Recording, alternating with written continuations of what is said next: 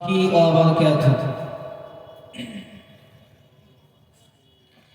أعوذ بالله من الشيطان الرجيم. بسم الله الرحمن الرحيم. الحمد لله رب العالمين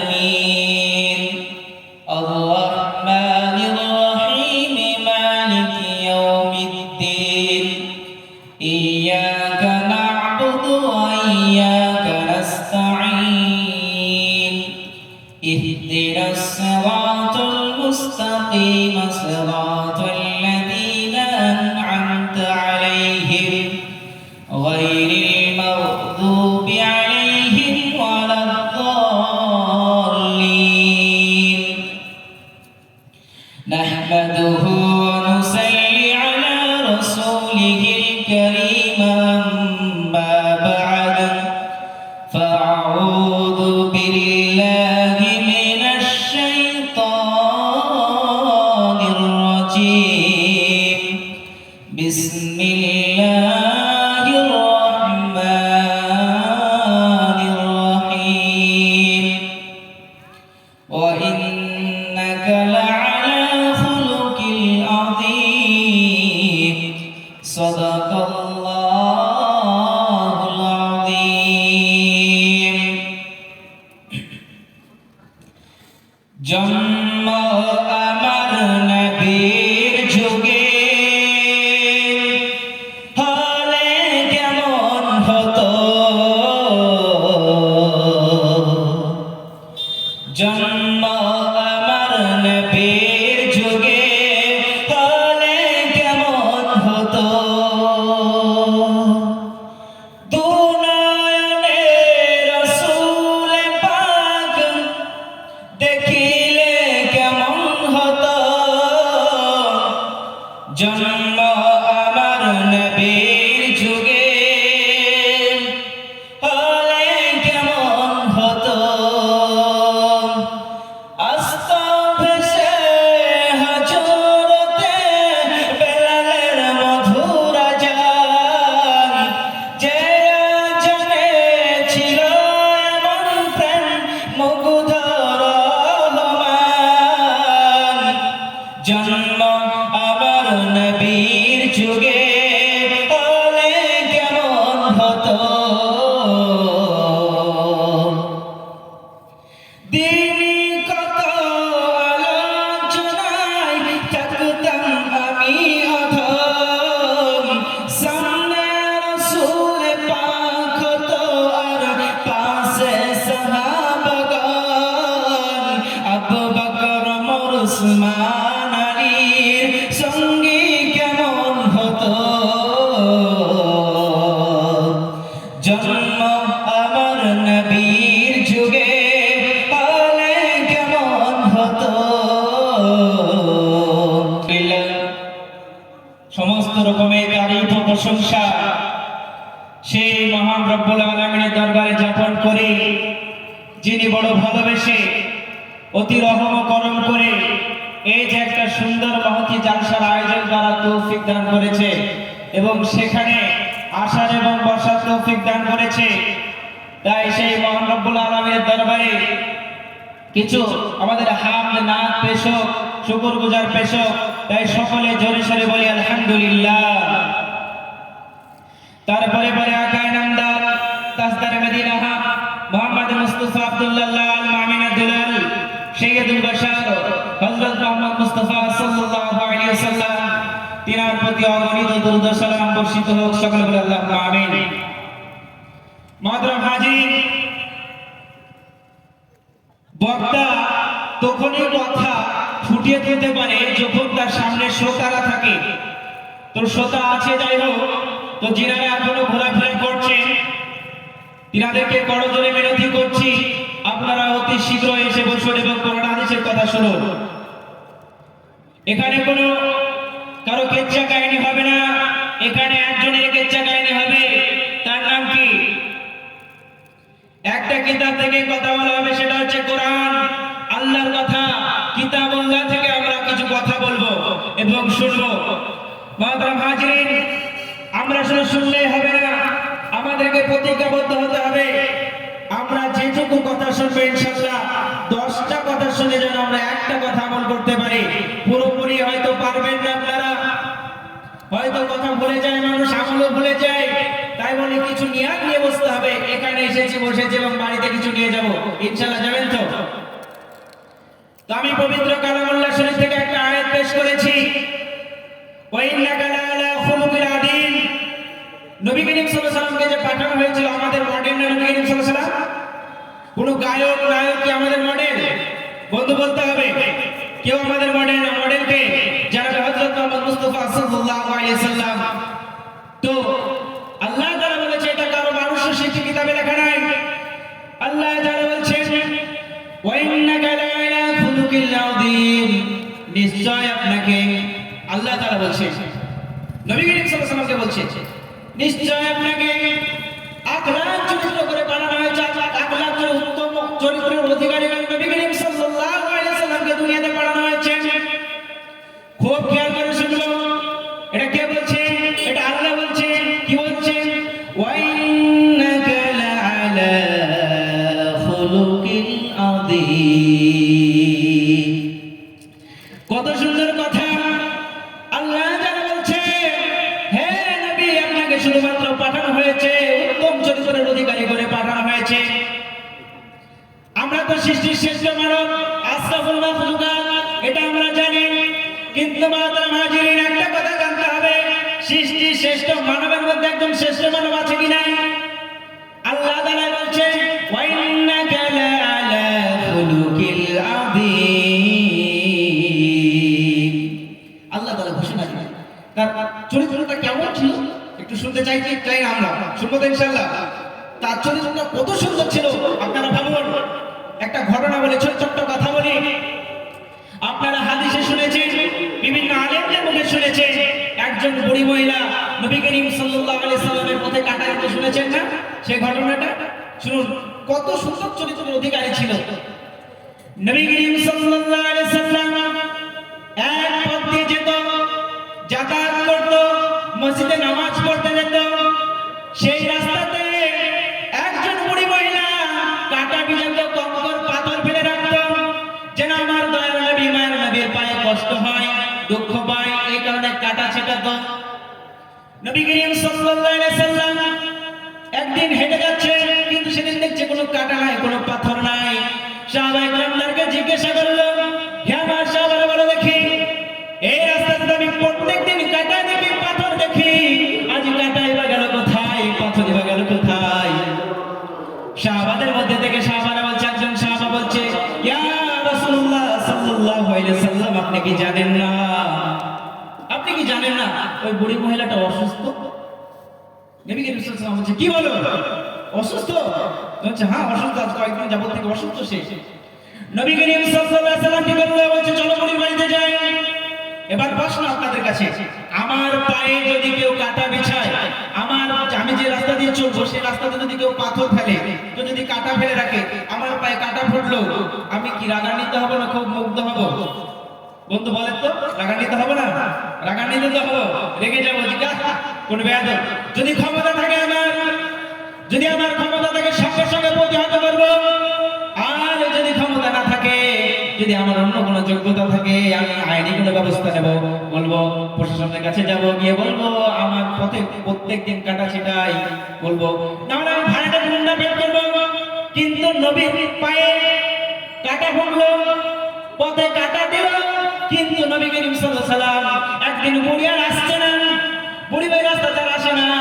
তাই দেখে নবী আমার বলছে সাহাবাদেরকে, চলো আমি বুড়ির বাড়িতে যাই। বুড়ির বাড়িতে চলে গেল। নবী করিম সাল্লাল্লাহু আলাইহি সাল্লাম বুড়ির বাড়িতে গিয়ে বলছে, সালাম দিচ্ছে, কড়া নাড়ছে। সঙ্গে সঙ্গে বুড়ি অসুস্থ শুয়ে আছে, বুড়ি উঠতে পারে না। বুড়ির মাথার কাছে বুড়ির একটা মেয়ে আছে। মেয়েটা বলছে, ও আমার মা, ও জনম দুঃখিনী মা, তোমার শত্রু চিরশত্রু মুহাম্মদ চলে এসেছে, এবার কি হবে? শুধু মোহাম্মদ একা আসে না, এই মোহাম্মদ সঙ্গী সাথীকে নিয়ে এসেছে। এবার আমাদেরকে হয়তো দুনিয়া ছাড়তে হবে, তারা আমাদেরকে শেষ করে দেবে, তারা আমাদেরকে শেষ করে দেবে। ভয়ে দরজা খুলছে না। তো অনেকক্ষণ ডাকাডাকি করার পর দরজা খুললো। দরজা খোলার পর নবী করিম সাল্লাল্লাহু আলাইহি ওয়াসাল্লাম বাড়িটার পরিবেশ দেখছে, খুব লিস্তি একটা পরিবেশ। বাড়িটা ঝাড়ু দেওয়া হয়নি, বাড়িটা নোংরা পড়ে আছে। নবী করিম সাল্লাল্লাহু আলাইহি ওয়াসাল্লাম সেই বুড়িকে প্রতিহত করলো না, গিয়ে বলছে, হে বুড়ি তুমি কেমন আছো? বুড়ি বলছে, আজ আমি কয়েকদিন থেকে অসুস্থ, আমার পেটে দানা পানি যায়নি, আমার পেটে খাবার যায়নি, আমার পেটে ওষুধ যায়নি যে যার জন্য আমি ভালো হয়ে যাব। কি উত্তম চরিত্রের অধিকারী ছিলেন নবী আমার! যে বুড়ি প্রত্যেকদিন কাটা ছিল, তো সে বুড়ির বাড়িতে গিয়ে বলছে, বুড়িমা আপনি কেমন আছেন? তখন তারা হতভম্ব হয়ে গেল, কি ব্যাপার? আমি তো জানতাম মোহাম্মদ খারাপ মানুষ। নবী করিম সাল্লাল্লাহু আলাইহি ওয়াসাল্লাম বুড়ির মেয়েকে বলছে, হে বুড়ির মহিলা, মেয়ে তুমি বলো তোমার মা কেন এখনো সুস্থ হয় নাই? বলছে, সুস্থ হবে কিভাবে? ওষুধই তো খায় নাই, কোনো খাবারও খায় নাই। খাবার কেন খায় নাই? বলছে, খাবার পাবো কোথায়? মা আমার বুড়ি মা একটা চাকরি করে, যে চাকরিটা করলে আবু জেহেলরা টাকা দেয়, পয়সা দেয়, খাবার দেয়। বলছে, সেই চাকরিটা কি? বলছে, মোহাম্মদের রাস্তায় যদি কাটা ছিটায় তাহলে সে খাবার পাবে, আর মোহাম্মদের রাস্তায় যদি কাটা না ছিটায় সে খাবার পাবে না। মোহাম্মদের রাস্তায় যদি সে পাথর ছিটায় সবে সে টাকা পাবে, নচেত সে পাবে না। আজ আমার মা 3 দিন যাবত অসুস্থ হয়ে আছে, কিভাবে টাকা দেবে, কিভাবে খাবার খাওয়া? কিছু তো নাই বাড়িতে। নবী করিম সাল্লাল্লাহু আলাইহি ওয়াসাল্লাম ঠিক করলো, বুড়ি মহিলার মেয়েটাকে বলছে, হে বুড়ি মহিলার মেয়ে, তোমার বাড়িতে কি কোনো ঝাঁটাই আছে? এবার সাহাবারা বলছে, কি ব্যাপার, ঝাঁটাই কি করে? ঝাঁটা আছে না? আপনারা ঝাঁটাই তো বলেন নাকি, পরিষ্কার করে ঝাড়ু বলেন তো, ঝাড়ু দেওয়ার জন্য ঝাঁটাই। নবী করিম সাল্লাল্লাহু আলাইহি ওয়াসাল্লাম বুড়ি মহিলাকে বলল, বুড়ি মহিলার মেয়েকে বলছে, হে বুড়ি মহিলার মেয়ে, তোমার কাছে কোনো ঝাঁটাই আছে নাকি? ঝাঁটা আছে নাকি? বলছে, কি করবেন ঝাঁটা? বলছে, ঝাঁটাটা দাও। আমার দয়াল নবী মায়ার নবী কত উত্তম চরিত্রের অধিকারী ছিলেন দেখো। সঙ্গে সঙ্গে নবী আমার ঝাঁটাই খানা নিয়ে বুড়ির বাড়িটা পরিষ্কার করতে লাগলো। সাহাবারা অশ্রুসিক্ত চোখ নিয়ে কান্না শুরু করে দিয়েছে, ইয়া রাসূলুল্লাহ সাল্লাল্লাহু আলাইহি ওয়াসাল্লাম, আপনি এক কাজ করুন, হুজুর আপনি ঝাঁটাটা নেবেন না, আমাদেরকে ঝাঁটাটা দিয়ে দিন, আমরা ঝাড়ু দিয়ে দেব। নবী বলছে, না না না, আমাকে ঝাড়ু দিতে দাও, তিনি হচ্ছেন মডেল আমাদের। সেটা হচ্ছে আসল চরিত্র। এরকম চরিত্র মানুষ দেখা যাবে আর দুনিয়াতে আসলে বলুন? নবী আমার ঝাড়ু দিল, বাড়িটা পরিষ্কার করলো। সঙ্গে সঙ্গে নবী আমার ছুটতে শুরু করলো, বলছে, সাহাবারা তোমরা আমার পেছনে পেছনে আসো। বাইতুল মালের দিকে চলে গেল। নবী আমার বাইতুল মাল থেকে কিছু আটা, কিছু খাবার নিয়ে আসলো। শুধু নিয়ে আসলো না, বলছে, নবী করিম সাল্লাল্লাহু আলাইহি ওয়াসাল্লাম নিজের মাথায় তুলে নিল আটাটা। সাহাবারা বলছে, ইয়া রাসূলুল্লাহ সাল্লাল্লাহু আলাইহি ওয়াসাল্লাম, মেহেরবানি করে আপনি কষ্ট করবেন না, আটার বস্তাটা আমাকে দেন। শুধু নবী করিম সাল্লাল্লাহু আলাইহি ওয়াসাল্লাম না না না তা করলো না, নিজে মাথায় করে আটাটা নিয়ে আসলো। শুধু তাই করেনি, নবী করিম সাল্লাল্লাহু আলাইহি ওয়াসাল্লাম আটাটা খমির করে রুটি বললো, রুটি তৈরি করে সেই বুড়ি বুড়ি মহিলাকে খাইয়ে দিল। সুবহানাল্লাহ বিহামদিহি। বলে ভাবুন, হবে এটা কোনো মানুষের দ্বারা সম্ভব হবে? যে মহিলা সেই রাস্তায় প্রত্যেকদিন কাটা ছিটাতো, সেই মহিলাকে খাবার খাইয়ে দিল। সঙ্গে সঙ্গে বুড়ি মহিলা নবী করিম সাল্লাল্লাহু আলাইহি ওয়াসাল্লামের হাত দুখানা ধরে ফেলল, বলছে, হুজুর আপনি আমাকে মাফ করে দেবেন, আপনি আমাকে ক্ষমা করে দেবেন।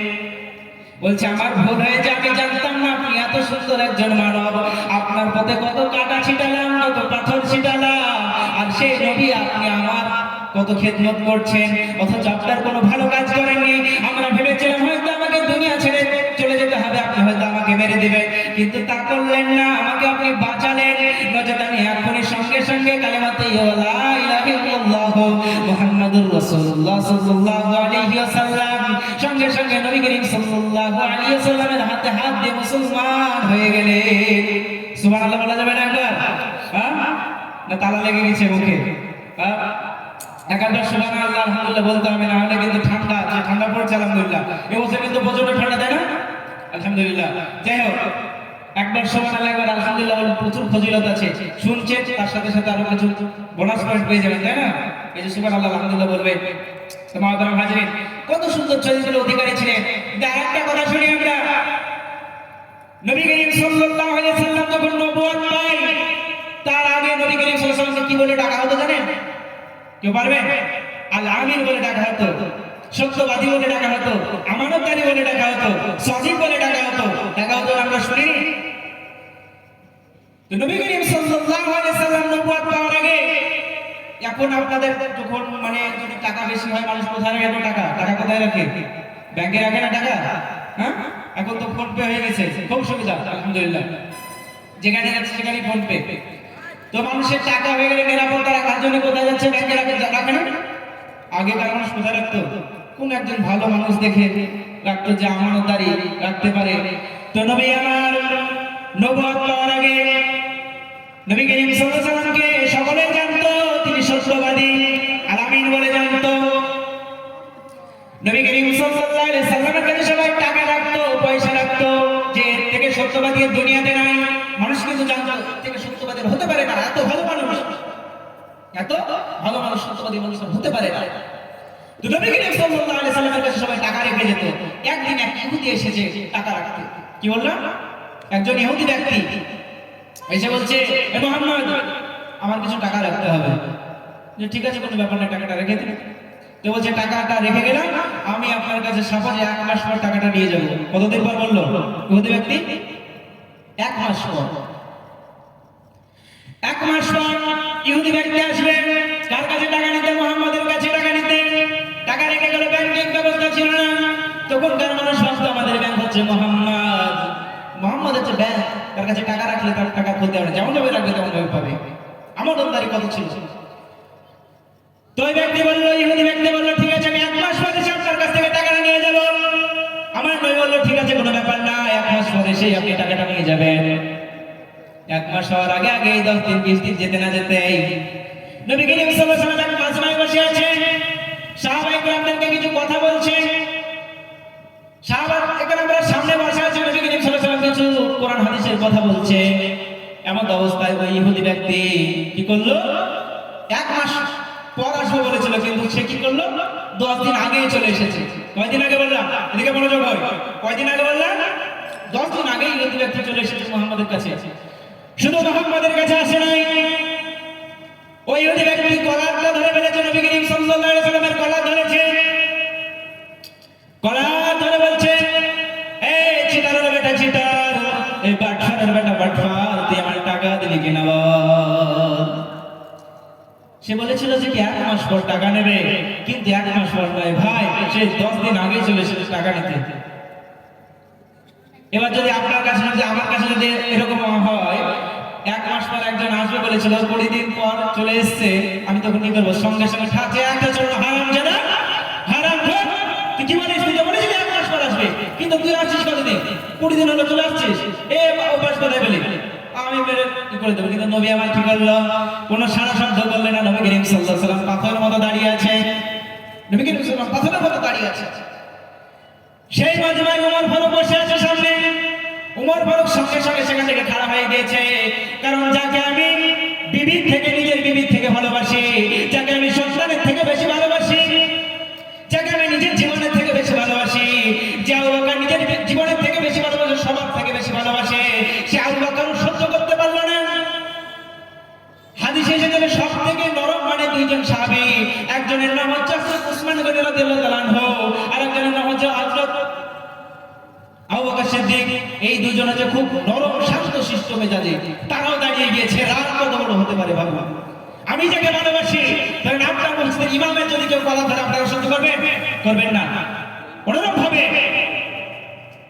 নবী করিম সাল্লাল্লাহু আলাইহি ওয়াসাল্লামের গলা ধরেছে সেই ব্যক্তি। সাহাবারা খাড়া হয়ে দাঁড়িয়ে পড়েছে, কি করবে? বলছে টাকা কবে দিবি বল। আমার নবীকে বলছে, নবী করিম সাল্লাল্লাহু আলাইহি ওয়াসাল্লামের চোখ দিয়ে শুধু টপ টপ টপ টপ করে পানি গড়িয়ে আসছে। নবী করিম সাল্লাল্লাহু হতবাগের মতো দাঁড়িয়ে আছে। ওমর ফারুক থাকতে না পারে কি বলল, তরবারি নিয়ে। ওমরের মুখের আগে হাত চলে বেশি না? শুনেননি? ওমরের হাত চলে বেশি, তাই না?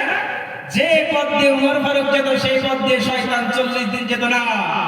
সেই ওমর ফারুক কি করলো? সঙ্গে সঙ্গে তরবারি খানা বের করে উল্টো পিঠ আঘাত করে দিল। সোজা পিঠ আঘাত করলো না, হতে পারে, উল্টো পিঠ আঘাত করে দিল। নবী করিম সাল্লাল্লাহু আলাইহি ওয়াসাল্লাম সঙ্গে সঙ্গে ওমরকে বলছে, ওমর তুমি কি অন্যায় করলে? ওমর, এটা তুমি বেদবি করেছো, তুমি সেই ব্যক্তিকে মারলে কেন? সে তো হয়তো কষ্ট পেয়েছে, সে হয়তো টাকার খুব প্রয়োজন, সেই কারণে আসতে পারে। বকার দরকার ছিল কার গো? ইহুদি ব্যক্তিকে বকার দরকার ছিল। আমাদের কাছে যদি এরকম হতো ওকে তো হাফ পাটা করে ফেলতাম, আমরা হাফ পাটা করে ফেলতাম না। কিন্তু নবী আমার তা করলো না।